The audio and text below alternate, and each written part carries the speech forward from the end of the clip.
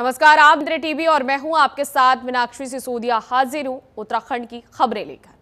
CM Dhami मुख्य सेवक सदन में आईटी सेवाओं की विभिन्न परियोजनाओं के लोकार्पण कार्यक्रम में शामिल हुए। इस दौरान सीएम धामी ने विभिन्न योजनाओं का शिलान्यास और लोकार्पण किया। वहीं सीएम धामी ने कार्यक्रम को भी संबोधित किया।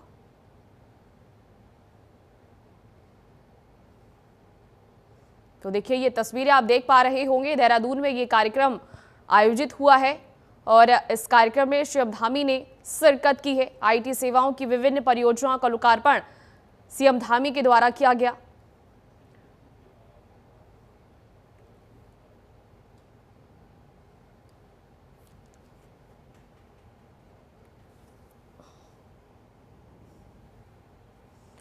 तो देखिए, ये आप देख पा रहे होंगे कि देहरादून में ये कार्यक्रम आयोजित हुआ है और इस कार्यक्रम का उद्देश्य दरअसल आईटी सेवाओं की विभिन्न परियोजनाओं की सौगात देना था। सीएम पुष्कर सिंह धामी ने ये विभिन्न परियोजनाओं की सौगात यहां पर दी है और ताकि राज्य आगे बढ़ सके।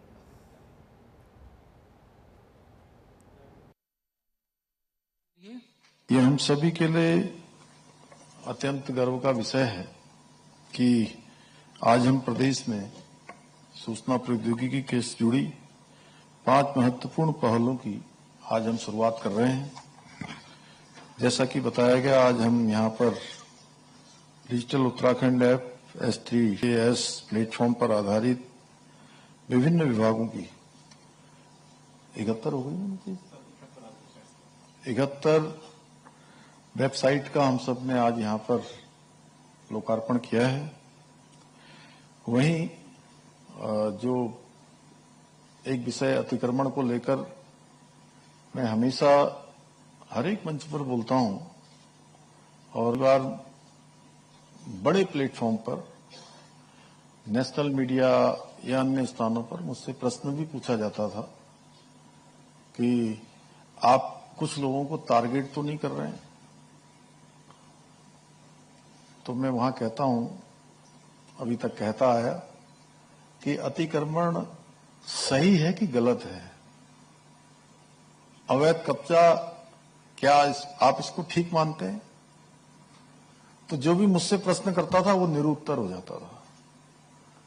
तो आज ये सच में मैं तो बहुत आज खुशी मुझे हो रही है कि आज अतिक्रमण की निगरानी का भी आज यहाँ पर एक वेब आधारित ऐप्स की हम शुरुआत कर रहे हैं और इससे हमें पता लग पाएगा। और वहीं बता दें कि उत्तरकाशी के धराली में रेस्क्यू ऑपरेशन रोका गया है। दरअसल खराब मौसम के बीच रेस्क्यू ऑपरेशन ठप हो गया। खीर गंगा का जलस्तर बढ़ा है और बारिश का अलर्ट अभी भी गया है। 1000 से ज्यादा लोग सुरक्षित निकाल लिए गए हैं। धराली में बादल फटने से आई भीषण आपदा के हफ्ते भर बाद भी मलबे में फंसी जिंदगियों को बचाने की जद्दोजहद जारी है। कई लोग अब भी लापता हैं, जिन्हें बचाने के लिए रेस्क्यू ऑपरेशन जारी है। इस बीच वहां हो रही लगातार बारिश रेस्क्यू ऑपरेशन में बड़ी बाधा बन रही है। बता दें कि धराली और हर्षिल क्षेत्र में 5 अगस्त को बादल फटने से तबाही मची थी। इसके बाद फौरन रेस्क्यू ऑपरेशन शुरू हुआ, जो 1 हफ्ते बाद भी चल रहा है। लगातार बारिश की वजह धराली में मलबा दलदल में बदल गया है, जिससे रेस्क्यू उत्तराखंड के कई हिस्सों में बारिश का सिलसिला थमने का नाम नहीं ले रहा है। तो वहीं धराली में भी कई घंटों से लगातार बारिश हो रही है। मलबे वाली जगह पर पानी बढ़ने की वजह से रेस्क्यू ऑपरेशन रोका गया है। इतना ही नहीं, आने वाले कुछ दिनों के लिए हाई अलर्ट जारी किया गया है बारिश का। मलबे के नीचे दबे लोगों का बारिश में रेस्क्यू बहुत मुश्किल हो गया है। ऐसे में अभी तक सरकार की तरफ से चलाए गए रेस्क्यू ऑपरेशन में 1200 से अधिक लोगों को सुरक्षित जगह पहुंचाया गया है। वहीं लापता लोगों को लेकर बड़ी जानकारी निकलकर सामने आई है। रिपोर्ट ये आई है कि कुल 42 लोग लापता हैं अभी तक और लापता लोगों के परिजनों से संपर्क किया जा रहा है। प्रारंभिक आकलन में आपदा से 40 होटल, होम स्टे और रिजॉर्ट को नुकसान होने की बात सामने आई है। उत्तरकाशी में आपदा प्रभावित धराली के आसपास के इलाकों से लोगों को निकालने के लिए हेलीकॉप्टर उड़ान भरते नजर आए। फिलहाल सड़क संपर्क में सुधार और प्रभावित लोगों को भोजन के पैकेट उपलब्ध कराने पर जोर दिया जा रहा है।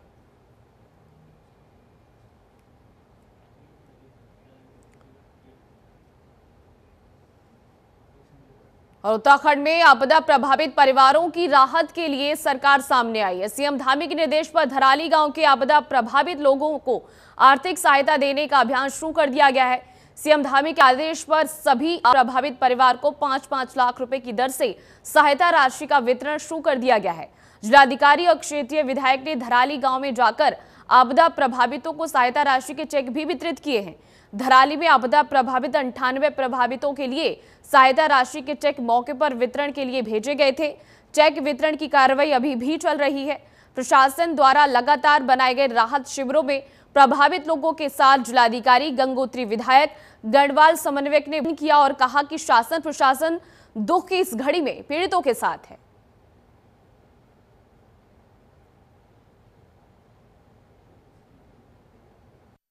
जहाँ पे आपदा पीड़ित परिवारों को जो 5 लाख की धनराशि वितरित की गई है, हम सभी पीड़ित परिवार की ओर से माननीय मुख्यमंत्री जी का आभार व्यक्त करती हूँ, धन्यवाद करती हूँ। और आगे भी मैं माननीय मुख्यमंत्री जी से ये उम्मीद करती हूँ कि जो आपने हमें आश्वासन दिया यहाँ पुनर्वास का, आप ज़रूर उसको समय पे पूरा करेंगे। और इसी उम्मीद के साथ हम सारे ग्रामवासी, पीड़ित ग्रामवासी आपका हार्दिक दिल से धन्यवाद और आभार व्यक्त करते हैं। मैं सिंह पवार मेरा नाम है। जो सरकार ने भी 5 लाख की धनराशि में दी है, उसके लिए भी सरकार का धन्यवाद करता हूँ। और मैं आगे सरकार से ये भी दरख्वास्त करना चाहता हूँ कि जो उन्होंने विस्थापन की मांग रखी है उसको हमारा जल्दी से जल्दी पूरा किया जाए, ताकि हमें एक नया घर मिल सके और एक थोड़ी सी जगह मिल सके, ताकि हम वहाँ पर सुरक्षित रह सकें, क्योंकि गाँव में रहने लायक नहीं रहा है। सरकार के लिए धन्यवाद करते हैं। जो भी सरकार ने त्वरित ये सहायता हमें प्रदान की है, चाहे राशन है, चाहे कपड़े हैं, कुछ भी, इसके लिए हम सरकार का बहुत बहुत धन्यवाद करते हैं। और वहीं आपदाग्रस्त धराली क्षेत्र में प्रभावितों को राहत पहुंचाने का अभियान निरंतर जारी है। मातली हेलीपैड से हेलीकॉप्टर्स के माध्यम से प्रभावित क्षेत्र के लिए खाद्य पदार्थ सहित विभिन्न प्रकार की राहत सामग्री की खेप भेजे जाने का सिलसिला फिर से शुरू हो गया है। उधर चिनियाना सौल हवाई पट्टी से भी हेलीकॉप्टर्स के माध्यम से खाद्यान्न और ईंधन के खेप के साथ ही क्षतिग्रस्त सड़क की मरम्मत के लिए बीआरओ के प्रयोग के लिए वायर क्रेट्स भी शामिल। आपको बता दें कि हर्षिल भेड़ है। प्रशासन द्वारा धराली गांव की 2 गर्भवती महिलाओं को हेलीकॉप्टर के माध्यम से मातली हेलीपैड तक लाकर जिला अस्पताल उत्तरकाशी पहुंचाया गया है।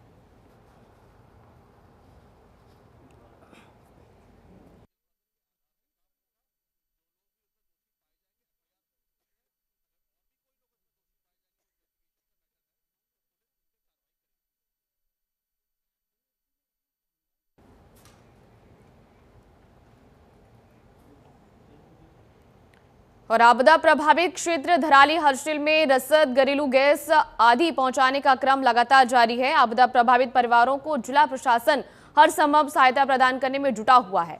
उधर आपदा से क्षतिग्रस्त मार्ग के दुरुस्त होने तक सभी सामग्रियों को हेली के माध्यम से भेजा जा रहा है। प्रभावित क्षेत्र में राहत वितरण सामग्रियों को तेजी से वितरित भी किया जा रहा है। आपदा प्रभावित क्षेत्र धराली हर्षिल में दैनिक उपयोग की सभी जरूरी सामग्रियों का वितरण किया जाना जरूरी है। प्रशासन प्रभावित परिवारों को हर संभव सहायता प्रदान करने में जुटा हुआ है।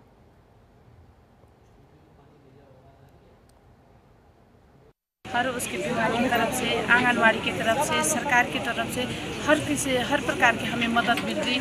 कपड़े, जो महिलाओं के जो आवश्यक सामग्री वो भी हमें मिल गई आंगनवाड़ी विभाग द्वारा और खाद्यान्न विभाग द्वारा। सभी लोग हेल्प कर रहे हैं। हमारे आईटीबीपी सेना वो भी लगातार उसी दिन से हमारे साथ जुड़ी है। वो हमारी मेडिकल सेवाएं दे रही है, सुबह शाम हमारे साथ खड़ी है। जो हमारे खाद्यान्न विभाग के द्वारा जो गाँव की जो हम पीड़ित परिवार है, सभी की व्यवस्था यहाँ पे हो रही है। ये प्रशासन द्वारा हमें जो जूते, कपड़े, ट्रैक सूट जो भी है वो सारे हमें उन्होंने दिया। बेचारों ने कपड़े जो भी पहन रखे, सब हमारे जो है जो बह रखे, उनका जो बहुत बहुत धन्यवाद है।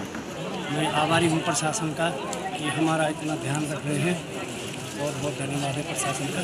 तो इतना ही कहना चाहता हूँ। इसमें खाना कौन खा रहे पीछे? आप लोग गांव वाले खा रहे हैं? गाँव वाले खा रहे हैं जो बाहर से कोई जिनका घर, अच्छा, लेबर वगैरह जो भी आ रहे हैं। खाने में कोई दिक्कत तो नहीं हो रही? कोई दिक्कत नहीं है, खाना बढ़िया मिल रहा है। और देखिए, उत्तराखंड में मौसम एक बार फिर कहर बरसा रहा है। उत्तरकाशी में तबाही के बाद राजधानी देहरादून की जो तस्वीरें सामने आई है वो डरा देने वाली है। इस बीच मौसम विभाग ने अगले 24 घंटे के लिए भारी बारिश की चेतावनी जारी की है। इस बीच देहरादून, चंपावत, बागेश्वर और चमोली, नैनीताल, पिथौरागढ़, उधम सिंह नगर में भारी बारिश को लेकर अलर्ट जारी किया गया है। मौसम विभाग की भारी बारिश को लेकर चेतावनी जारी किए जाने के बाद उत्तराखंड के कई जिलों और आंगनबाड़ी सेंटर को भी बंद रखने के आदेश दे दिए गए हैं। देहरादून में कक्षा 1 से 12वीं तक के स्कूलों के सभी साथ ही आंगनबाड़ी केंद्रों में अवकाश घोषित किया गया है। उधम सिंह नगर, बागेश्वर और चंपावत में कक्षा 1 से 12वीं तक के स्कूलों और आंगनबाड़ी केंद्रों में अवकाश है। उत्तरकाशी में कक्षा 1 से 12वीं तक के स्कूलों के साथ आंगनबाड़ी केंद्रों में एक साथ एक दिन का अवकाश घोषित किया गया है।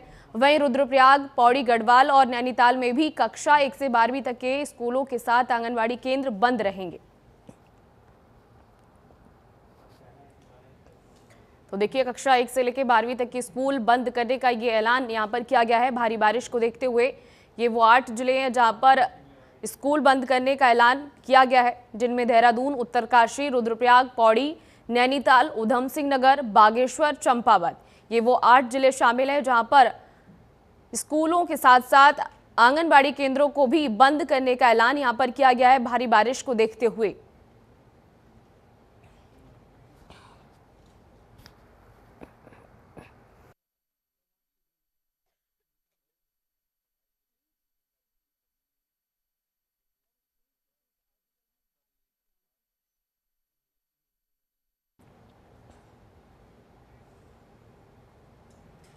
और उत्तराखंड में आफत की बारिश अभी रुकने वाली नहीं है। मौसम विभाग ने अगले 3 दिन भारी बारिश का अलर्ट जारी किया है।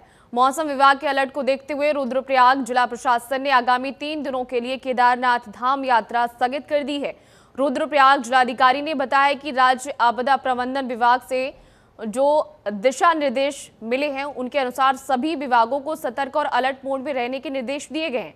वार्निंग सिस्टम का परीक्षण किया गया है और नदी किनारे रहने वाले लोगों को सुरक्षित स्थानों पर जाने की अपील की गई है।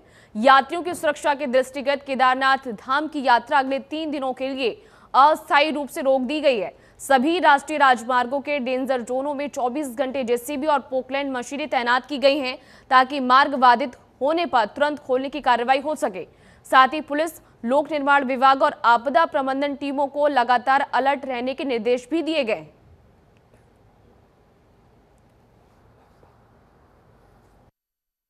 मौसम के ही पूर्वानुमान को देखते हुए हमने अभी जो केदारनाथ जी यात्रा है उसको भी 2-3 दिन के लिए स्थगित करने का निर्णय लिया है। इस मामले में हमने आदरणीय कमिश्नर गढ़वाल सर के भी निर्देश प्राप्त किए और सचिव आपदा साहब के भी निर्देश प्राप्त किए, क्योंकि रेड अलर्ट है तो हमने ये इंश्योर करना है कि जो यात्री हैं केदारनाथ जी क्षेत्र में आने वाले सभी यात्रियों की सुरक्षा को प्राथमिकता देना हमारी जिम्मेदारी है। और इसी को देखते हुए हमने 12, 13 और 14 ये दिन, क्योंकि तीव्र बारिश का पूर्वानुमान है, इस पे यात्रा को स्थगित करने का निर्णय लिया है।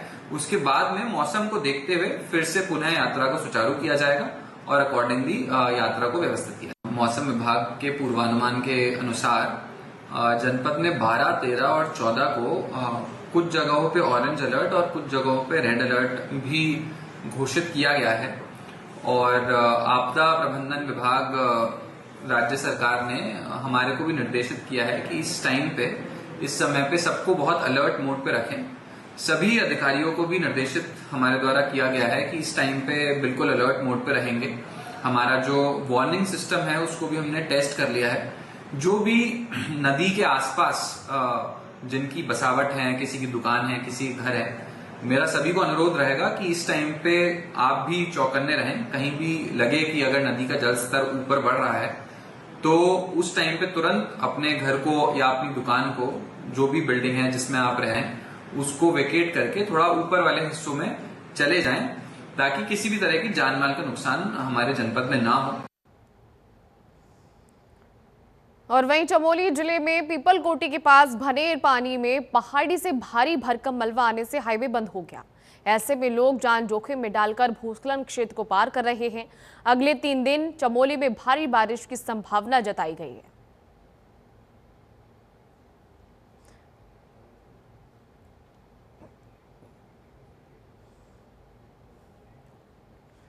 और चमोली में भारी बारिश के अलर्ट की चेतावनी जारी होने के चलते सभी ट्रैकिंग स्थलों पर जिला प्रशासन द्वारा 14 अगस्त तक रोक लगाई गई है। लिहाजा क्षेत्र के उच्च हिमालयी तीर्थ स्थलों और ट्रैकिंग स्थलों में पर्यटकों और श्रद्धालुओं की आमद थमसी गई है। चमोली जिले के रुद्रनाथ धाम सहित हेमकुंड साहिब, विश्व धरोहर फूलों की घाटी के साथ साथ तमाम ट्रैकिंग रूटों पर रोक लगने के चलते अब सन्नाटा पसरा हुआ नजर आ रहा है। विश्व धरोहर स्थल फूलों की घाटी राष्ट्रीय उद्यान पर्यटकों के लिए फिलहाल बंद है। यही नहीं, हाल आपको बता दें कि सिख धर्म आस्था केंद्र हेमकुंड साहिब का भी है। रोक के चलते आवाजाही जरूर थमी है, लेकिन ये अस्थायी रोक बारिश भूस्खलन के पूर्वानुमान के चलते लगी है, जो तीर्थ यात्रियों और पर्यटकों के हित में है। हेमकुंड साहिब गुरुद्वारा प्रबंधन कमेटी के सीनियर मैनेजर ने भी सभी सिख श्रद्धालुओं से अपील की है कि गुरु महाराज जी के धाम सहित जनपद के तमाम ट्रैकिंग स्थलों पर आवाजाही पर अस्थायी रोक लगी है। यात्रा जल्द सुचारू हो जाएगी। फिलहाल धैर्य बनाए रखें।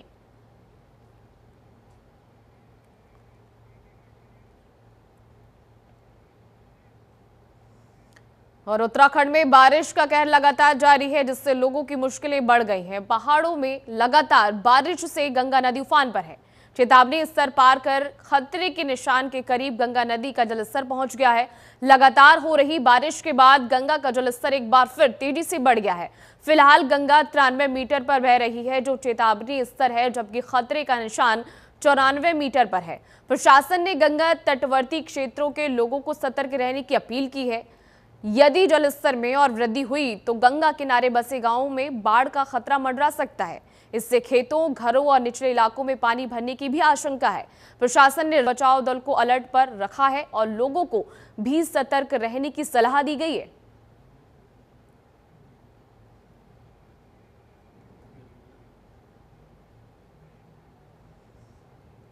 और यमुनोत्री हाईवे पर फूलचट्टी के पास भूधसाम थमने का नाम नहीं ले रहा है, जिससे तीर्थयात्रियों को आवाजाही में दिक्कतों का सामना करना पड़ रहा है।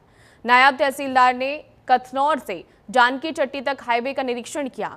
पालीगाड़ के पास हाईवे का मलबा सीधे नदी में फेंके जाने पर नाराजगी जताई और कार्यदायी संस्था को कड़ी चेतावनी देते हुए डंपिंग जोन में ही निस्तारण करने के निर्देश दिए। हाईवे पर जमा मलबा और बोल्डर यात्रियों के लिए जोखिम बना हुआ है। लोगों ने मांग की है कि जल्द से जल्द सड़क को दुरुस्त किया जाए और भू धसाव वाले स्थानों पर सुरक्षा दीवार लगाई जाए, ताकि कोई अनहोनी ना हो।